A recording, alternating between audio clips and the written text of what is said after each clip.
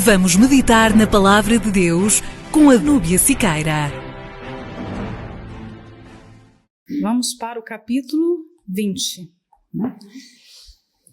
E depois que cessou o alvoroço, Paulo chamou a si os discípulos e, abraçando-os, saiu para ir à Macedônia.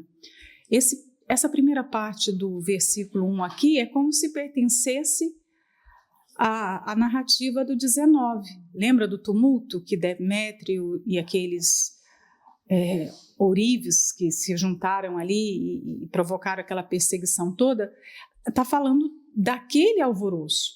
Há um espaço de tempo, a gente não sabe aqui, talvez Paulo passou algum período escondido em algum lugar, a gente não sabe. A gente sabe que aquele escrivão, que é chamado de escrivão, mas um tipo de secretário, prefeito daquela cidade, ele foi usado por Deus para fazer com que os ânimos se acalmassem. Então você vê que é um pequeno trecho. Eu gosto muito daquela forma didática de separar versículos, principalmente versículos que têm assuntos diferentes, né?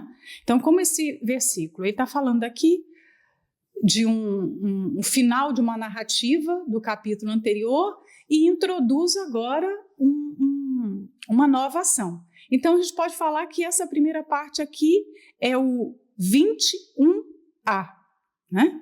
Talvez vocês já devem ter reparado que existe isso na Bíblia. A gente faz essa divisão para facilitar o entendimento, né?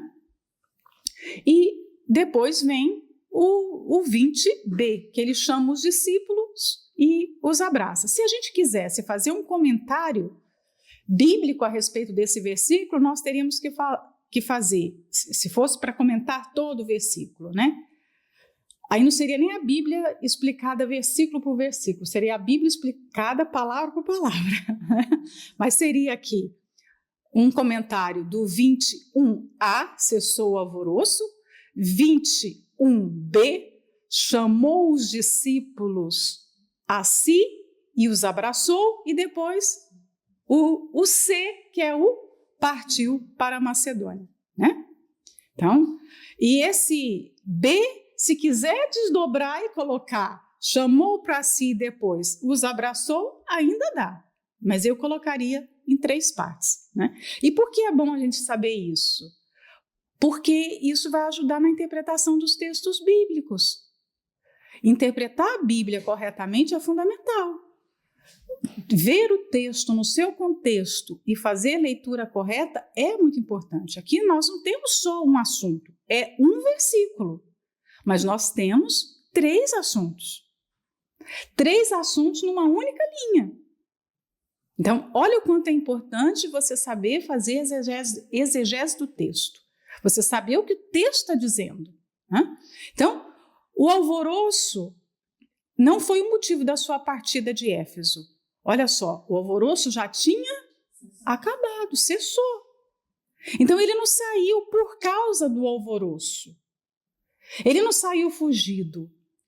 Nós vimos que Paulo passou perrengues, ele passou situações difíceis, lembra?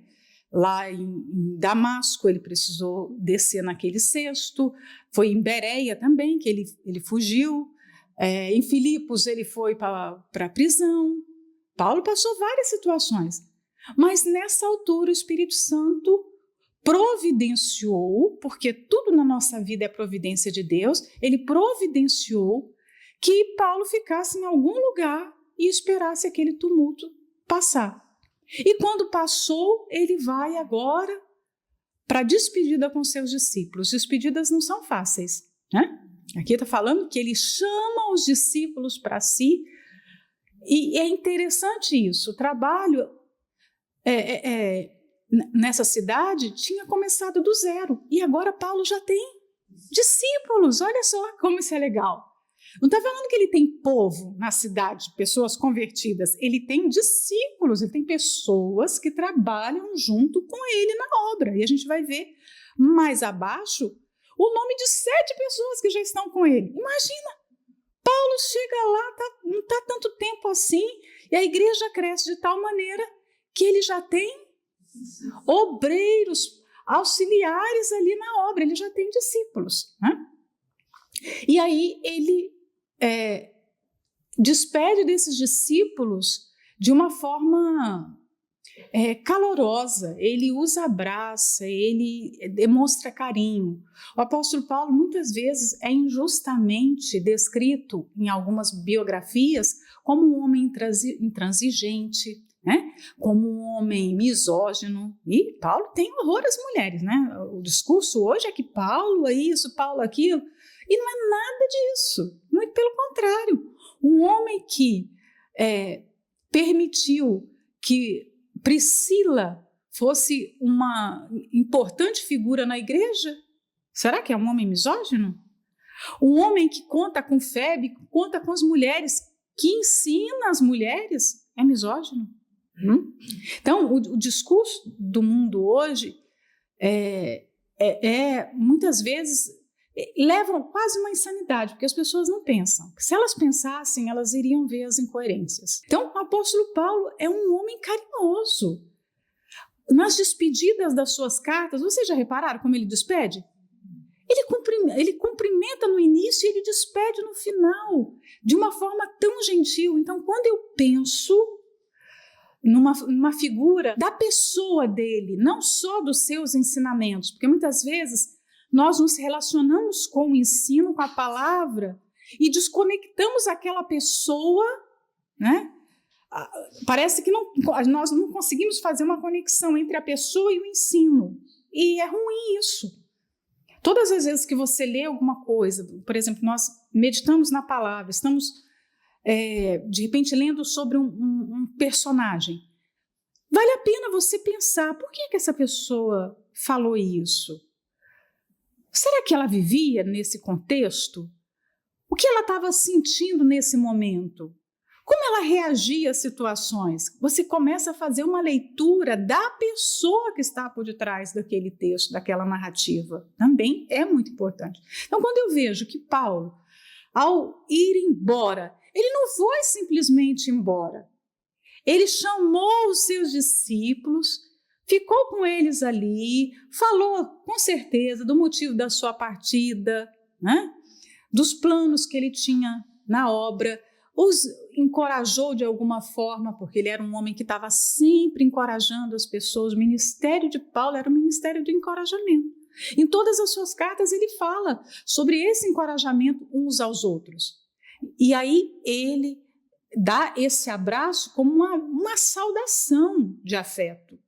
E parte, ele vai para a Macedônia. Então, não foram as perseguições que tiraram Paulo de Éfeso, não foram as lutas ou a escassez, não, chegou o momento da partida. O Espírito Santo disse para ele, agora é hora de ir, né? Então, nós também podemos entender isso na nossa vida, tudo tem um momento, e nós já falamos isso em algumas meditações, os ciclos da vida sempre se fecham.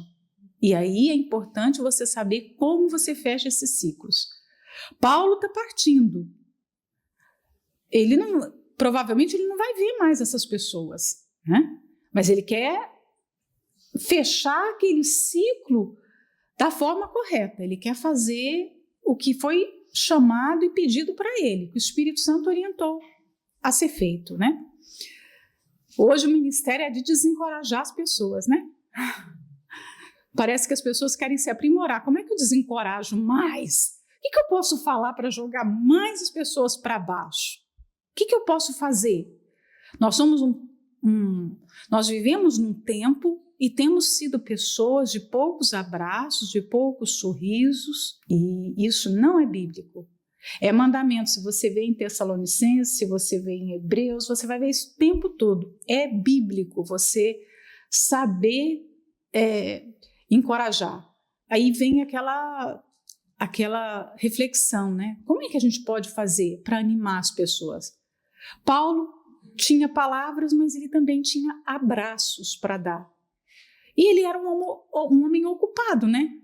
Você pode imaginar que o apóstolo Paulo era um homem com muitas tarefas, com muitas responsabilidades. Afinal, cuidar da igreja num tempo que não tinha facilidade nenhuma. Ele não tinha as facilidades que nós temos hoje de comunicação, ele não tinha como ficar talvez tranquilo com respeito às igrejas, porque você vai ver que ele fica ali, acho que é em Troade, ele fica esperando Tito chegar com notícias da igreja em Corinto. Ele está ali sofrendo. Como é que está aquela igreja? Porque foi a igreja que mais trabalho deu para o apóstolo Paulo. Ele ficou 1 ano e meio, fundou essa igreja, mas era uma igreja carnal, era uma igreja muito problemática.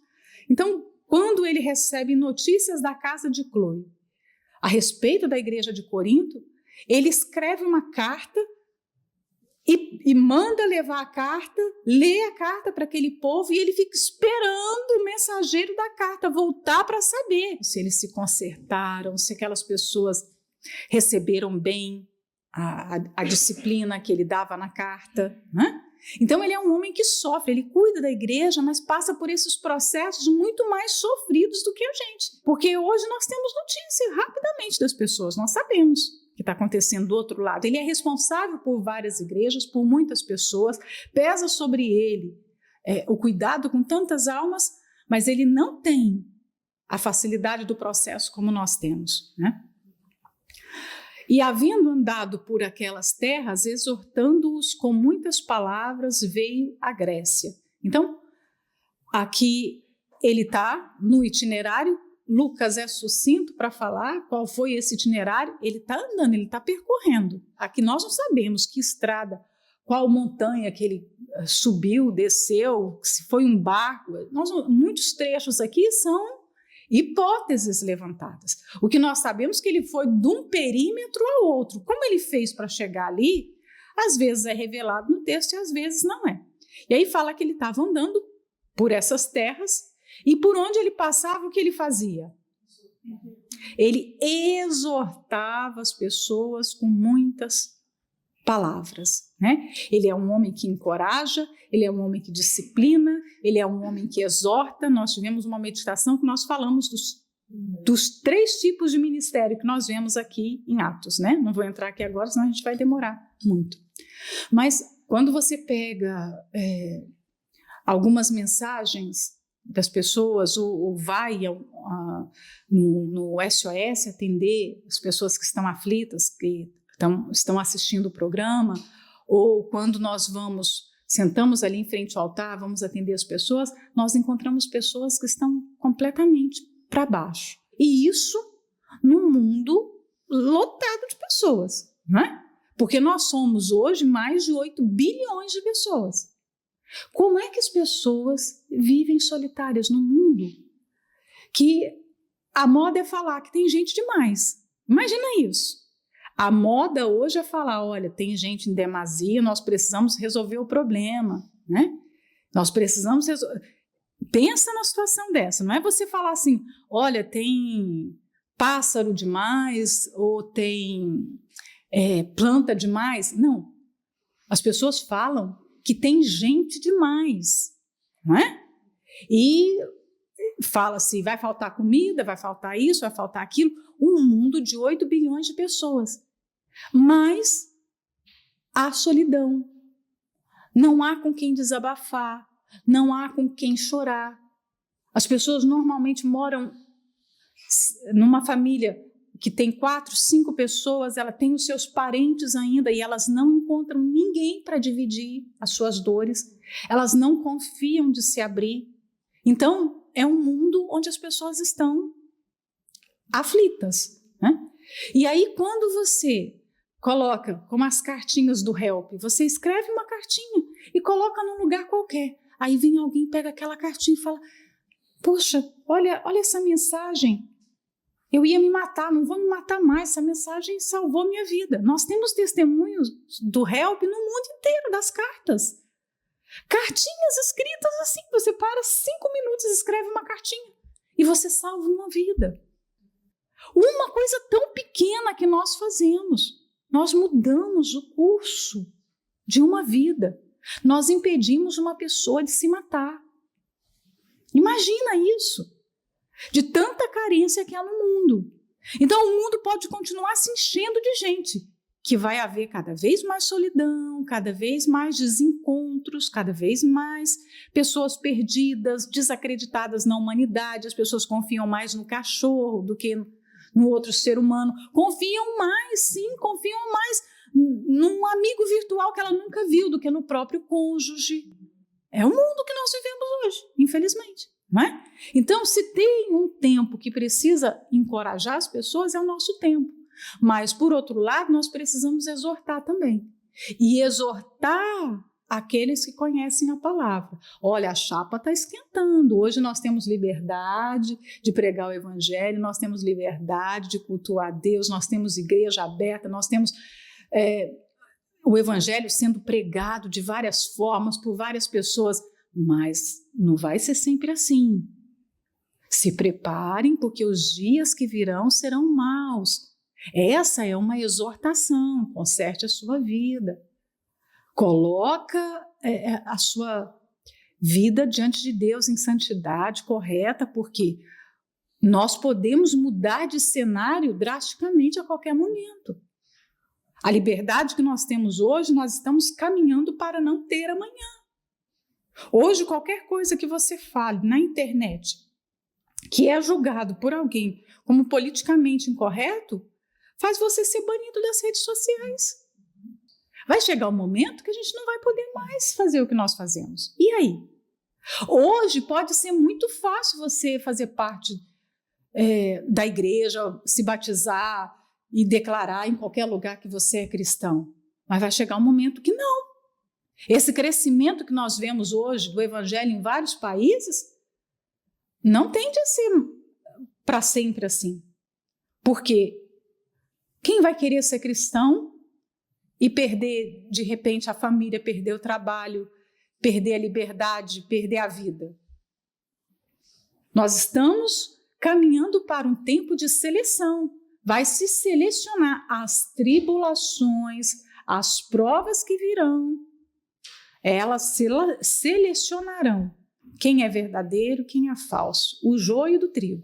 Então, nós precisamos exortar. Isso que a gente está fazendo hoje, a meditação que nós temos, as reuniões, as pregações, são ferramentas que Deus está nos dando para a gente ficar atento, para a gente se preparar. É um tempo de se exortar. Olha, vigia, né? Então, quando fala Grécia aqui também, é bom a gente lembrar que é a Caia. A Grécia também é um país que tem regiões, ele está indo para a Caia, né, especificamente falando. O 3 fala, e passando ali 3 meses, e sendo-lhe pelos judeus postas ciladas, como tivesse de navegar para a Síria, determinou voltar para a Macedônia. Então, o tempo de Paulo está ficando cada vez mais escasso, e a gente vai ver isso agora. Né?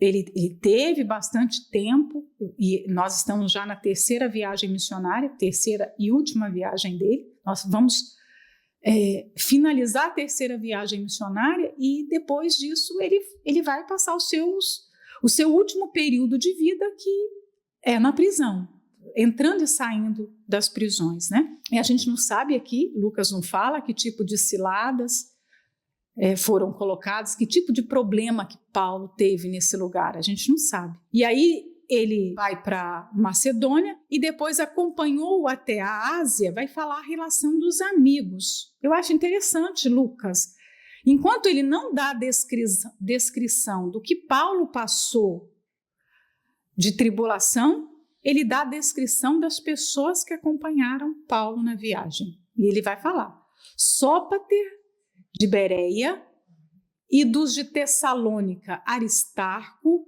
e Segundo, e Gaio de Derbe, e Timóteo, e dos da Ásia, Tíquico e Trófimo. Olha só, quantos discípulos, né? Os nomes são estranhos, difíceis para a gente.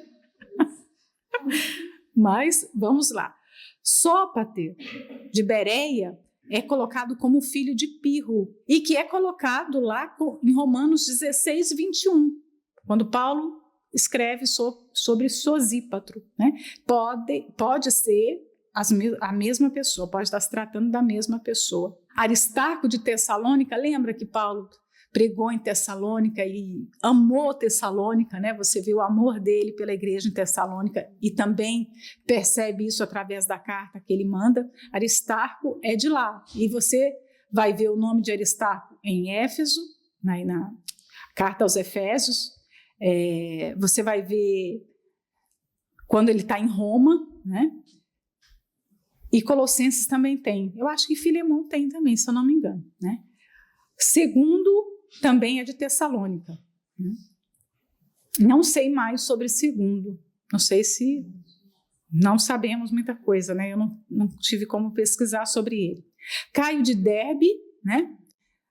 Fala de 2 Caios. Esse provavelmente não é o Caio que João escreveu na 3ª epístola, que ele também fala de um Caio. Timóteo, a gente sabe, né? Timóteo de Listra, e é o substituto de Paulo aqui na igreja de Éfeso. Tíquico, da Ásia, né? E ele é de extrema confiança para Paulo. É um homem que desperta muita amizade, muita confiança no apóstolo Paulo. Ele é citado em outras passagens também. Você vai ver em Colossenses, você vai ver em Efésios, você vai ver em Tito, né? Timóteo fala, acho que também. E Trófimo. Trófimo é aquele que fica doente. A gente, né? Lembra quando ele fala Trófimo lá em 2 Timóteo, quando ele está se despedindo? Ele fala que deixou Trófimo doente, né? E aí eu coloquei aqui algumas reflexões sobre esse capítulo, além de falar desses 7 aqui, né? Tentar falar, falei tão pouco, mas só tentar passar por eles, né? Lucas faz questão de descrever os discípulos e amigos de Paulo que o acompanhavam. E se hoje fosse feita uma lista com os nossos amigos? E se fosse escrito agora? Vai ser escrita a sua biografia. Quem são os seus amigos? Quais nomes apareceriam? Imagina agora esse versículo. Vamos colocar aqui o versículo da Carol. Quem são os companheiros de viagem da Carol? Porque Deus conhece os nossos amigos. E Ele sabe bem as amizades que nos fazem bem e as que nos fazem mal. Aliás, Ele quer escolher os nossos amigos. Nós precisamos de amigos. Não tem problema nenhum em ter amigos. Muito pelo contrário. Nós falamos na meditação passada que se não fossem os amigos, os companheiros de Paulo, ele teria se misturado lá naquele teatro e, né, a história teria sido diferente. Mas quem são esses amigos? Aqui estão homens de extrema confiança, espiritualidade, pessoas que tinham o que derramar sobre a vida do apóstolo Paulo. Não era só Paulo que derramava sobre eles, mas eles derramavam sobre Paulo. Havia uma troca, né? Havia uma conexão espiritual. Amigo é aquele, pelo menos do cristão, eu penso assim, amigo é aquele que você pode fazer uma conexão espiritual. Se não tem os mesmos pensamentos, os mesmos objetivos, se não fala a mesma língua, não dá para ser amigo, né? Pode até estar perto, mas não dá para compartilhar a vida, não dá para falar das suas dores. Essa pessoa não pode ver a sua vulnerabilidade, as suas fraquezas, as suas lágrimas. Ela não vai entender, ela não vai te ajudar. Então essas pessoas estavam viajando com Paulo. Então elas conheciam o apóstolo Paulo como ele era. Tem uma diferença entre aqueles que te conhecem só dentro da igreja, ali de estar ali 2 horas, e aqueles que te conhecem verdadeiramente, não é? E quando a pessoa nos conhece, vamos meditar um pouquinho sobre a amizade aqui. Quando o Adão e Eva pecaram contra Deus, eles tinham aquela comunhão, aquela amizade com Deus, uma intimidade com Deus. Eles estavam nus e não se davam conta disso, não tinha problema nenhum. Mas a partir do momento que houve o pecado, a primeira coisa que eles fizeram foi pegar folhas de figueira e fazer roupa. Todas as vezes que eu olho para a folha da figueira, eu falo, como é que eles conseguiram? Por quê? Não é? Difícil. Que tarefa difícil fazer roupa com folha de figueira. Mas eles queriam se esconder, porque a amizade foi quebrada, rompida. O laço, o elo que ligava a Deus foi rompido. né? Então, eles precisavam se cobrir e se esconder de Deus. Então, vamos pensar nisso quando nós temos uma pessoa que nos conhece muito bem. Se ela chegar na sua casa a qualquer hora, você pode estar com aquela calça quadriculada, que você usa assim, que é confortável, de elástico na cintura, toda de elástico. Você pode estar com o cabelo desarrumado. Ela te conhece. Você abre a porta e ela pode entrar, não é? Você não sente. De repente as almofadas do sofá estão todas bagunçadas, mas não tem problema. Agora, se bate a sua porta uma pessoa que você não tem intimidade, na mesma hora você olha para a sua camiseta, você pensa, e agora eu estou com essa roupa, não é? Você pensa no seu sofá bagunçado, você pensa de repente em alguma coisa que está fora do lugar. Se você pudesse falar assim, olha, espera só um pouquinho, vamos começar de novo? Fecha, espera aí que eu já volto, não é? Você quer trocar a roupa, você quer arrumar o cabelo, você quer ajeitar para receber aquela pessoa. Se ela é íntima, ela pode te ver do jeito que você está, não tem problema nenhum. Mas se ela não é íntima, você não quer que ela te veja daquele jeito, não é? Porque a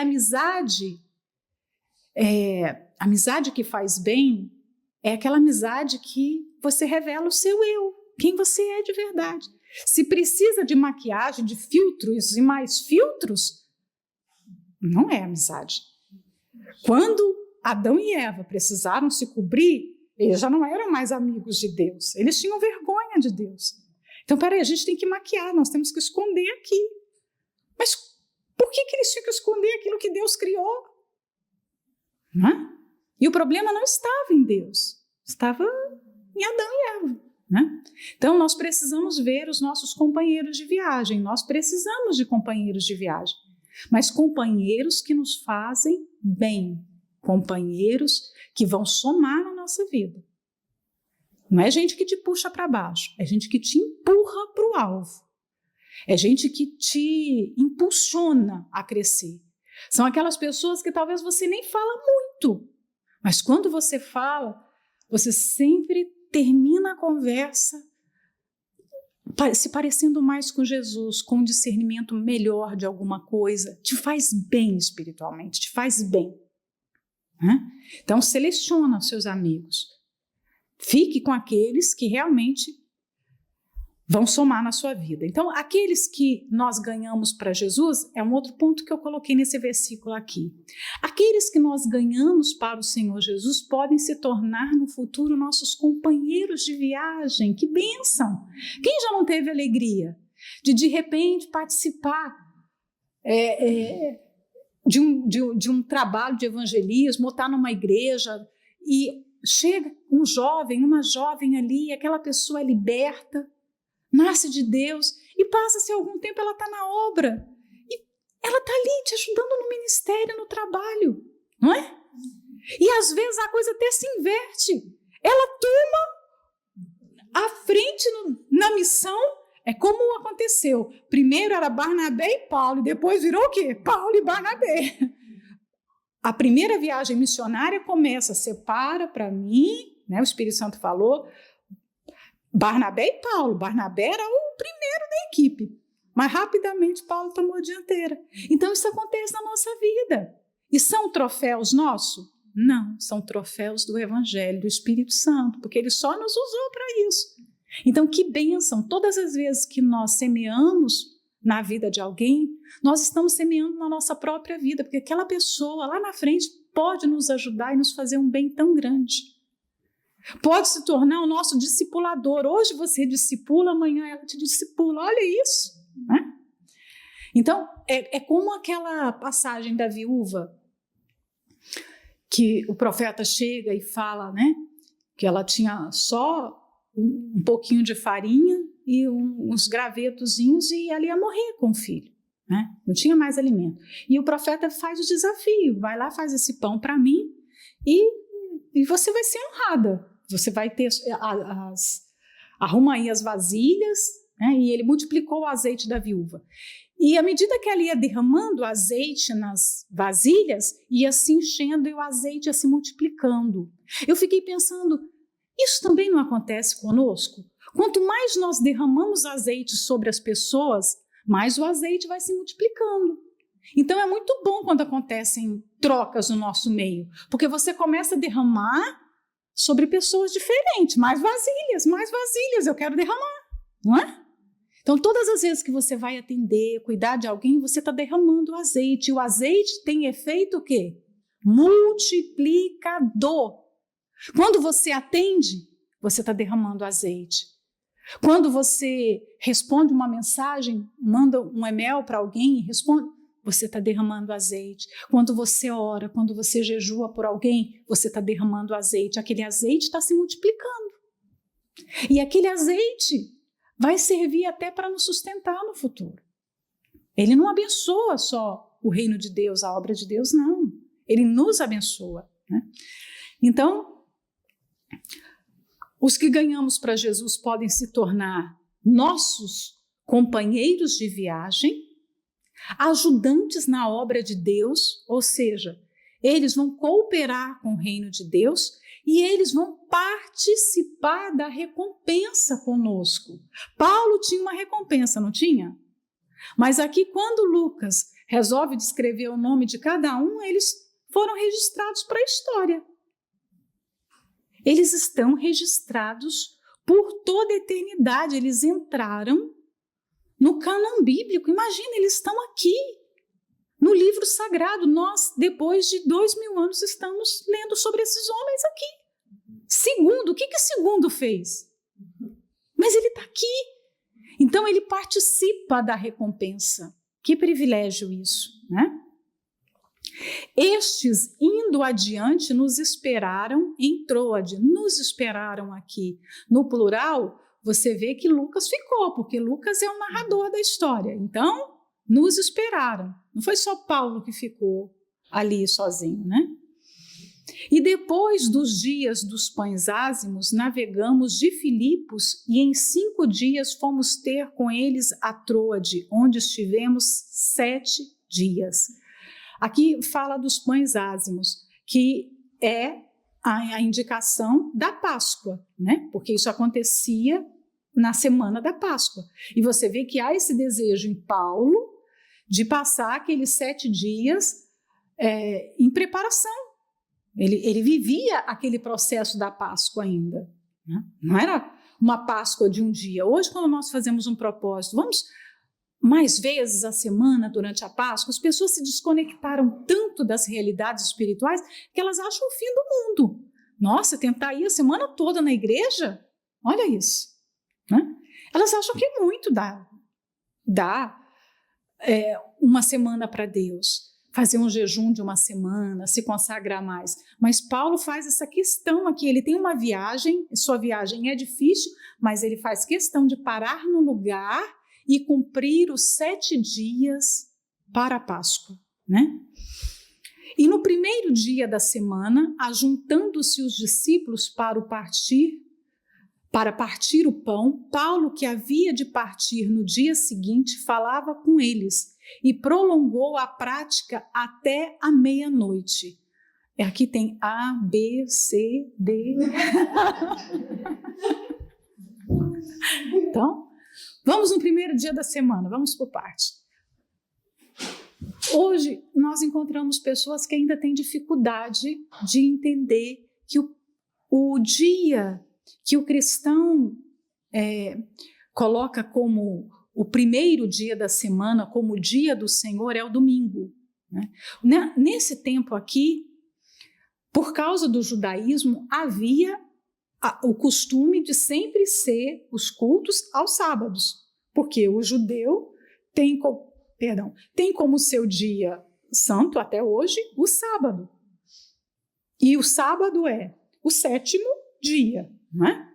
Mas você toma conhecimento não só pela palavra, assim como pelos escritos da igreja primitiva, que os primeiros cristãos cultuavam e guardavam, o guardava é de fazer o dia como um dia especial de culto para servir a Deus, o domingo.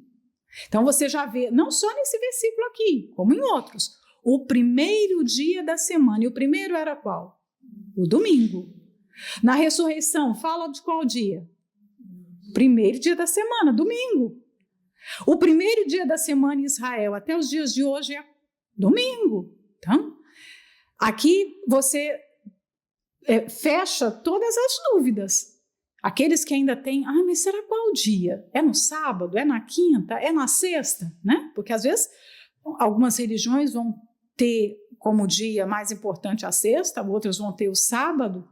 Os primeiros cristãos, há registros históricos disso, além da palavra, que eles passaram a adorar ao Senhor aos domingos. E eles se reuniam para fazer o partir do pão. Você tem aqui uma natureza do culto. Eu gosto disso, porque você tem o dia, olha só, um dia que todos os dias, todos os dias da semana são dias do Senhor. Todos os dias da semana são dias para buscarmos o Senhor Jesus, para o adorarmos, para santificarmos a Ele, as nossas vidas, são dele.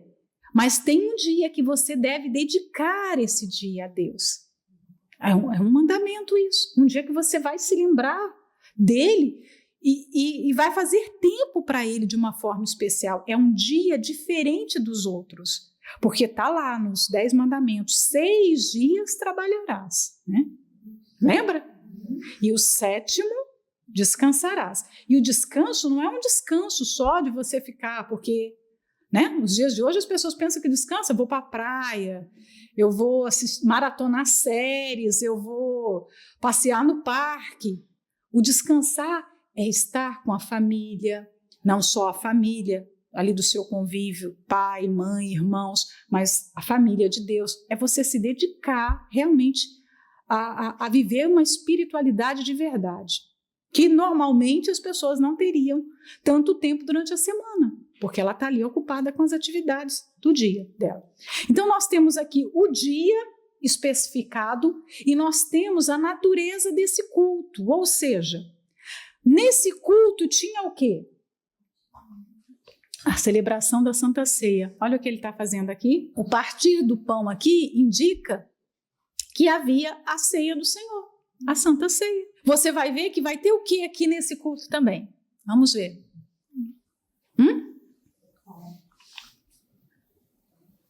O que ele está fazendo aqui? Falava com eles. Ele está o quê então? Pregando. Então o culto tem que ter palavra, pregação da palavra. O culto não é só, nós vamos nos reunir e vamos cantar e cantar e cantar e vamos conversar uns com os outros. Não, o culto tem que ter palavra. A pregação da palavra. E pregar como se bate no martelo. O martelo bate no prego. Pregar a palavra, né? E aí Paulo, olha um outro detalhe que acontece aqui, ele se prolongou na pregação. Ele vai até a meia-noite. Que horas que esse culto começou? Não sabemos. Só sabemos que o culto... Hoje, as pessoas estão tão obcecadas para viver as coisas à sua própria maneira que o tempo de pregação tem sido reduzido. Não é? Se a gente fizer uma pregação de 1h30, é capaz de ninguém assistir. É capaz das pessoas irem embora. Porque não há esse apetite, essa fome da palavra de Deus. Não há esse desejo de se alimentar de Deus. Claro, se você pensar assim, eu vou ficar ouvindo uma pessoa 1h30, mas essa pessoa vai ficar repetindo tudo, que é desagradável. Você ficar diante de alguém que repete, que se perde na floresta, que ela vai e volta nos assuntos, não é agradável, ninguém gosta de ouvir. Mas algumas pessoas, você ficaria 10 horas, uma semana ouvindo. Você dorme, acorda, levanta, vamos ouvir de novo, e de novo. Você quer ouvir. Porque essa pessoa tem o que compartilhar. Vamos combinar? O apóstolo Paulo tinha o que dar.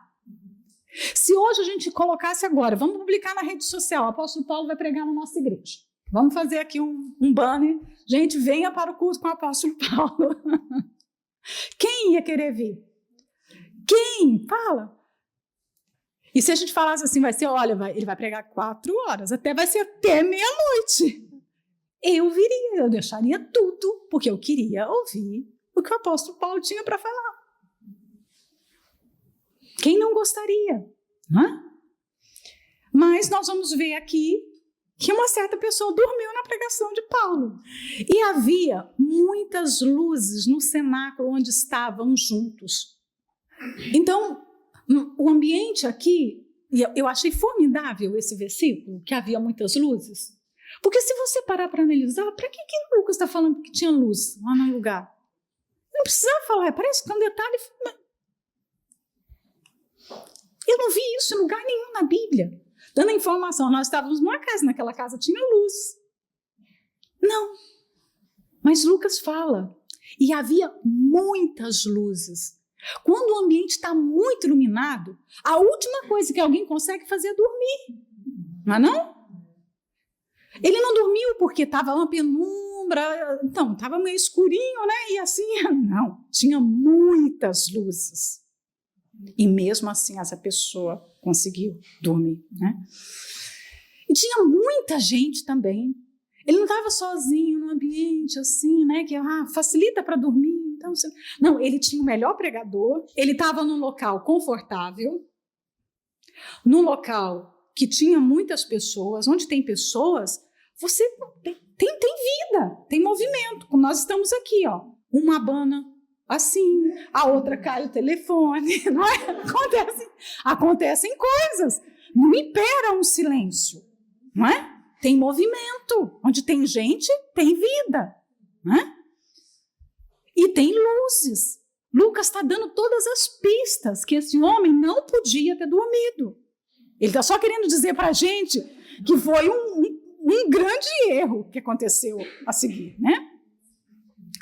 E estando um certo jovem, por nome Eutico, assentado numa janela, caiu do 3º andar abaixo, tomado de um sono profundo que lhe sobreveio durante o extenso discurso de Paulo, e foi levantado morto. O extenso discurso de Paulo. Por que Paulo resolveu pregar de forma prolongada? Eu acho que Paulo nunca pregava rápido. As pregações dele eram mais demoradas. Mas nesse dia foi um pouco mais extenso. Por quê? Vamos ver se vocês vão. Palpites. Ele não vai passar nesse lugar novamente. Ele não vai voltar aqui. Era a última vez que essas pessoas teriam oportunidade de vê-lo, de ouvi-lo. Ele tinha o melhor conteúdo para dar para aquelas pessoas. Sabe aquele ditado que fala que as pessoas só dão valor nas coisas quando perdem? Por que nós somos assim? Por que nós somos assim?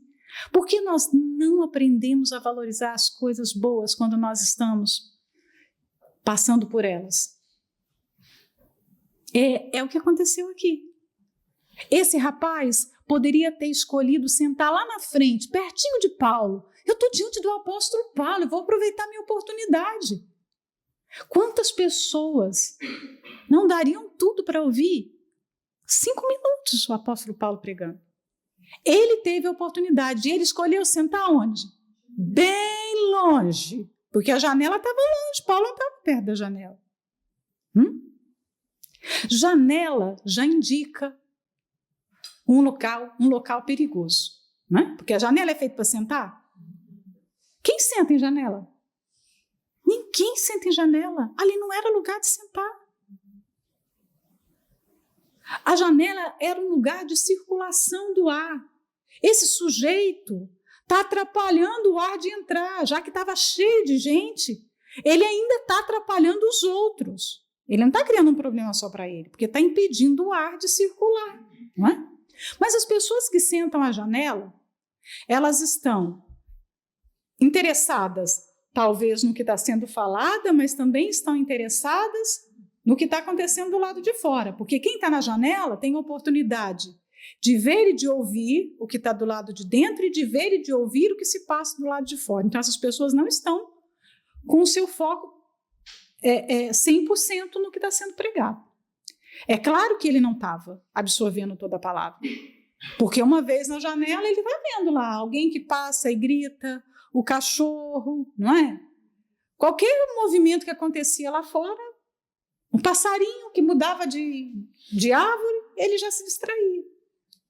E aí isso traz o que de ensinamento para a gente? Quantas vezes nós também não estamos nas janelas da vida? Quando nós temos o nosso coração dividido, quando nós não damos 100% do nosso foco, da nossa atenção para as coisas de Deus. Quando nós estamos inclinados para alguma coisa, aqui ele estava inclinado a estar distante daquele movimento de fé que está acontecendo. Olha, eu estou, mas eu não estou totalmente, eu estou aqui. Se alguém perguntasse para ele, você assistiu ao culto que Paulo fez? Ele ia falar o quê? Assisti. Mas agora, o que foi que Paulo falou? Como muita gente nos cultos. Você foi no culto? Fui. E o que o pastor pregou? Já não sei. Aí eu já não sei. Por quê? Porque ela estava na janela. Ela mexia no telefone. Ela reparava todo mundo. Ela deixava o seu pensamento viajar com os problemas de casa, situações no trabalho. São janelas. Muitas vezes nós nos colocamos na janela. Nós nos colocamos em perigo. Quem senta na janela, num determinado momento, a Bíblia está dizendo aqui, vai cair.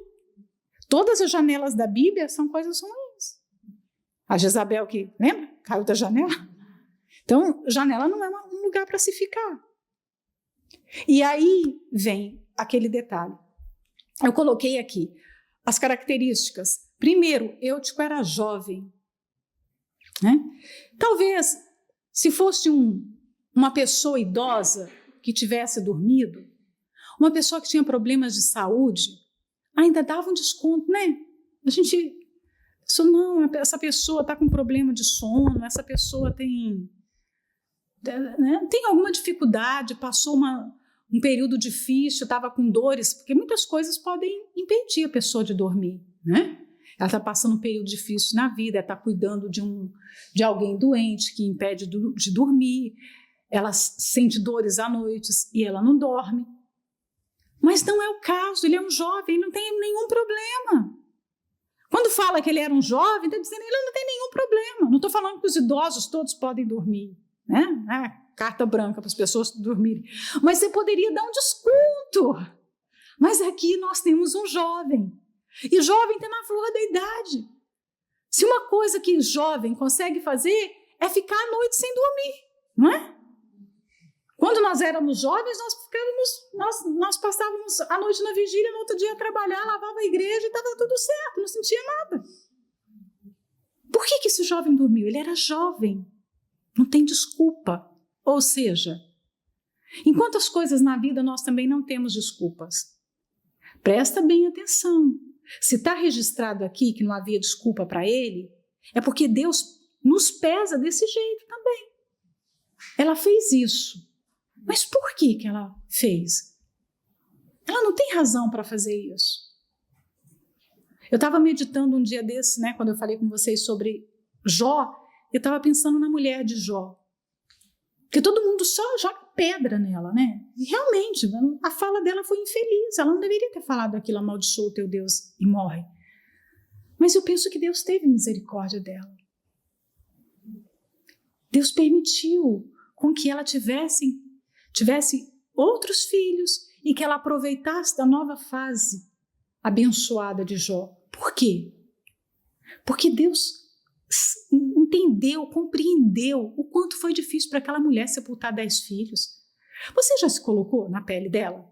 Eu fiz esse exercício de um dia. Eu falei, eu vou ser mulher de Jó por um dia. Como é que é? Ter isso, ter aquilo outro. E de uma hora para outra perder tudo. Um dia ter que ir para o cemitério, deixar 10 filhos enterrados. Se coloca no lugar dela. Então, eu penso que Deus, ele avalia as pessoas e ele vê, sabe? Não, isso aqui, não é que ele tolera, mas que ele tem misericórdia.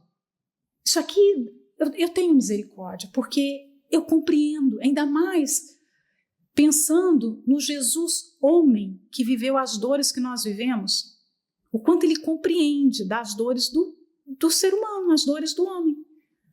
Mas tem situações que não dá para você relevar, não dá para... Isso aqui é um jovem, né? Então, ele não queria compromisso. No fundo, ele não queria compromisso. Ele estava ali, mas não estava. Um pé no culto e um pé no mundo. Todas as vezes que nós estivermos divididas com respeito a qualquer coisa, essa divisão vai nos custar a vida, porque aqui fala que num determinado momento ele dormiu, e quando ele dormiu, ele caiu. Tem muita gente que já está dormindo, está na janela e já está dormindo, só falta cair. Só falta cair. Então, as exortações é Deus sacudindo para ver se a pessoa acorda antes de cair. Porque o pregador vê quando a pessoa está dormindo. Eu não faço reuniões sempre, mas quando eu faço, por exemplo, quando eu estou aqui na meditação ou quando a gente está na terapia, a gente olha e percebe quem está dormindo. É óbvio que você consegue ver quem está dormindo. Vocês não conseguem perceber? E quando aquela pessoa dorme, que mensagem que ela está passando para você? Isso não me interessa. Isso não é importante. Porque as pessoas não dormem em outras situações da vida. Se, por exemplo, a pessoa reclama de dor, alguém reclama de dor, não estou bem, não dormi bem à noite, estou indisposta, mas aí ela recebe um convite, vamos para o melhor restaurante da cidade? Ela vence toda disposição e ela vai. Olha, ganhei agora um vale-compras lá no Colombo, no shopping, mas eu tenho que ir agora. A pessoa pode estar com a dor que for, com o sono que for, ela pega o vale-compras e ela vai. Mas por que as pessoas sentem sono quando estão ouvindo a palavra de Deus? Por que elas sentem sono na igreja? Eu vejo algumas pessoas aqui, por exemplo, que dormem em todos os cultos. Toda reunião ela dorme. Eu fico, mas por que essa pessoa vem à igreja? Por quê? Ela dorme a palavra toda. E pode ter certeza que ela não dorme em outras situações. Por que nós somos assim? Por que as coisas espirituais nos dão sono? Nós temos que fazer essas perguntas. Por que eu não tenho sono para assistir um filme, a série? Por que eu não tenho sono para ver um vídeo sobre uma coisa que eu gosto? Por que eu não tenho sono para fazer atividades que me dão prazer? Mas eu tenho sono com as coisas de Deus, por que eu começo a ficar mole? Eu vou orar e tenho sono, por quê? Por quê? Porque no fundo, aquilo não é interessante. Porque se eu tenho esse jovem que dormiu, eu tenho toda a outra plateia que não dormiu. Todas as outras pessoas estavam gostando. Não está dizendo aqui que o povo foi embora e deixou Paulo pregando sozinho. As pessoas estavam ali. Elas estavam ali, elas continuavam a ouvir. Se nós estamos com 30 pessoas aqui e uma dorme, aquilo está querendo dizer o quê? Se as outras 29 estão acordadas e prestando atenção, por que só uma dormiu? Eu ficaria preocupada se as 30 dormissem. Né? Então ele caiu. E não só caiu, morreu. Né? Bom, Paulo desceu para resolver o problema. Né? Ele desceu, inclinou-se sobre ele. Havia muito essa forma de curar as pessoas, de tratar de problemas graves. Né? Você vai ver Eliseu, né? De deitar sobre a pessoa. Ele se inclinou sobre essa pessoa, o abraçou e disse: não vos perturbeis, que a sua alma nele está. Ou seja, o chamou para a vida, o ressuscitou. Né? Houve um grande despertar. E aí é o que nós precisamos fazer também com aqueles que dormem, né?